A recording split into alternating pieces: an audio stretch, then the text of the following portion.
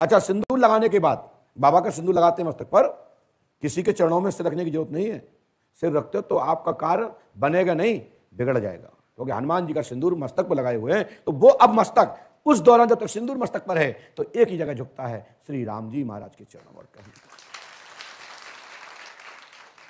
और गुरुदेव के चरणों में झुक सकता है कब? जब गुरुदेव की आज्ञा हो, और गुरुदेव आज्ञा दे नहीं सकते क्योंकि तुम्हारे मस्तक पर हनुमान जी का सिंदूर है। अब कई लोग आते हैं, आप मस्तक रखते हैं हमारे पैरों पर और हनुमान जी का सिंदूर, और वो मस्तक का सिंदूर कहां बढ़ जाता है? हमारे पैरों में। भैया बताओ, पाप हुआ कि नहीं हुआ? तो इसका मतलब ये नहीं कि आप हनुमान जी का सिंदूर लगाना छोड़ दो फिर हमारे पैर छोड़ना, तो भी हमें टेंशन है। तुमने हमारे बाबा को प्रणाम नहीं किया और बाबा का सम्मान नहीं किया और आप मुझे प्रणाम करते हैं, तो मैं आपका फिर तो पक्का विरोधी हूं। तो करना क्या चाहिए, यह प्रश्न बनता है। यह करना है कि मंदिर में जाएं, पुजारी से कहें, महाराज जी मुझे इतना सिंदूर लगाओ कि वो कुछ ही क्षण में उड़ जाए। इतना मत लगाओ कि जाएं और जाके आपने बाष्पीभवन में गए, मौत होया, हनुमान जी के सिंदूर चला गया गडर में, तो घर में भूत नहीं घुसा तो क्या हुआ है? ब्लास्ट होगा। तो अच्छे कपड़े से पहुंचे और ऐसे जगह पर सिर धोएं जहां लात ना पड़े और कुछ समय बाद उड़ जाए। ऐसे जगह मस्तक धोना चाहिए, ठीक है ना। गाढ़ा सिंदूर कभी नहीं लगाना चाहिए, और माताओं को तो बिल्कुल नहीं लगाना चाहिए। कई पुजारी लोग तो चाहे वो पंडोकर धाम के हो कहीं के भी हो, यदि ऐसा करते हैं तो गलत है। हनुमान जी का सिंदूर मांग में नहीं भरना चाहिए। हनुमान जी का सिंदूर माताओं को नहीं लगाना चाहिए, और लगाए भी तो देवित्व के रूप में हो तो सिंदूर भी लगाना चाहिए, और हनुमान जी का पाठ भी करना चाहिए।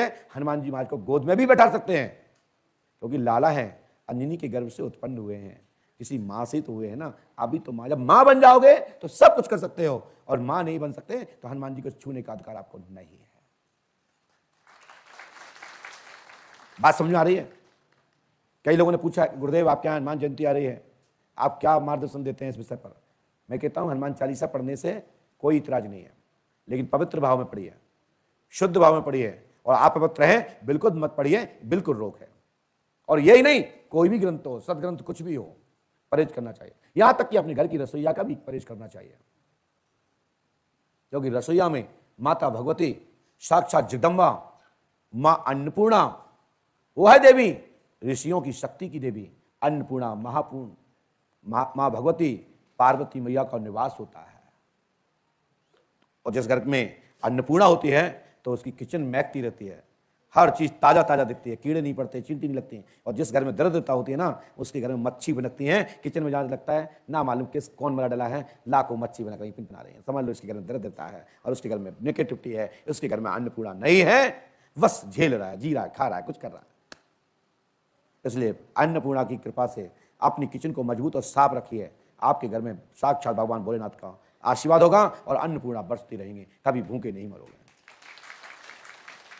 तो पंडोकर धाम में जितने भी वक्त आए हैं, निराश ना हो, दरबार निरंतर चलेगा। मैं कल का ब्रेक मारूंगा, थोड़ा सा रिफ्रेश रहूंगा, क्योंकि परसों और हो गया संकल्प आपका। यज्ञ में है पंडोकर धाम में, जब पंडोकर धाम में है और यज्ञ हो रहा है तो सुबह सुबह स्नान करो, पूजा पाठ करो, जल पिलाओ। और यहां तो यह क्षेत्र बड़ा विचित्र है, यहां भागवत के नाम पे इतनी भीड़ नहीं होती, इतनी यहां बैठे हैं। इसके लिए कुछ जगह निश्चित है भगवान की। जिला भिंड में एक भागवत होती है तो 5 लाख आदमी की भीड़ हो जाती है। राजस्थान में भागवत होती है, सिर सिर दिखते हैं। मैं सही कह रहा हूं भैया, मेरा अनुभव, मैं पूरे भारत में घुमा हूं। बुंदेलखंड में चित्रकूट, इलाहाबाद, इस साइड के बांदा, करवी, सतना, पन्ना,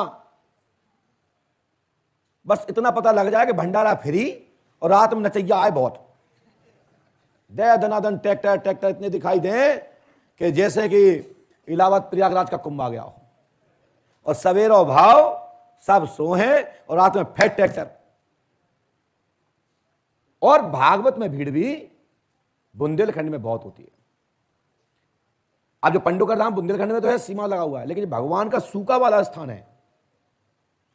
यहां तो पंडोकर सरकार ने अलग जगह ही है। जहां तरफ चले जाओ, यहां से 10-15 किलोमीटर बहुत भीड़ होती है। इधर चले जाओ 10-15 किलोमीटर बहुत भीड़ होती है। संथर में घुस जाओ बहुत भीड़ होती है। और पंडोकर में तो कथा में आए थे, रोज है, रोज कथा होती है, सब याद है मैं तो। लेकिन यहां बड़े बुजुर्ग लोग कथा सुनते हैं, बड़ा आनंद शांति से कथा सुनने के लिए इसमें कथा होगी और दरबार उसमें होगा, खुला खुला दरबार देखो। और रात में धकाधक मेला देखना यार, ऐसा लगेगा जैसे कि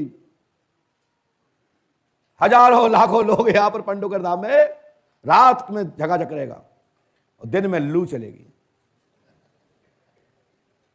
भाई गर्मी है और मौसम है, अप्रैल मई जून में तो गर्मी पड़ती है, और सर्दी होती तो भी स्वयं आनंद आता है कि सवेरे मालपुआ है, आनंद मिलेगा वहीं बढ़िया। तो पंडोकर धाम में बढ़िया बढ़िया अच्छे कार्यक्रम रखे गए, बड़े बड़े अंतरराष्ट्रीय जादूगर भी बुलाए, इसलिए बुलाए कि जादू देखो।